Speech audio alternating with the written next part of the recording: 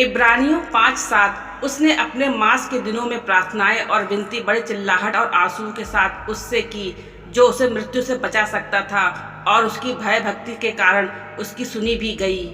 यह वचन हमें यीशु मसीह के मानव रूप में जीवन के एक बहुत ही मार्मिक और गहरे पहलू को दिखाता है। जब यीशु इस धरती पर थे, उन्होंने केवल एक राजा या शिक्षक के रूप में जीवन नहीं जिया, बल्कि उन्होंने दर्द, दुख और संघर्ष को पूरी तरह से अनुभव किया। यह मांस के दिनों का अर्थ है उनका संसारिक जीवन, जब वे एक मनुष्य के रूप में धरती पर थे।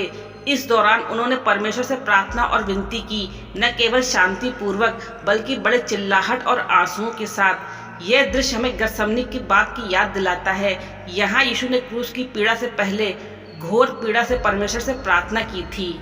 इस वचन में यह भी कहा गया है कि उसकी प्रार्थना उसकी भय भक्ति के कारण सुनी गई। भय भक्ति यानी परमेश्वर का गहरा आदर और उसकी इच्छा में झुकने की भावना।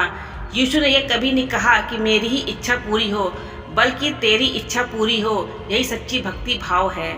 यह वचन हमें सिखाता है कि जब हम दुख और संघर्ष से गुजरते हैं, तो हमें भी यीशु की तरह गहरे विश्वास और नम्रता के साथ प्रार्थना करनी चाहिए। परमेश्वर हमारी पुकार सुनता है, विशेष रूप से तब जब हम उसके सामने झुककर उसके अनुसार चलने को तैयार हों।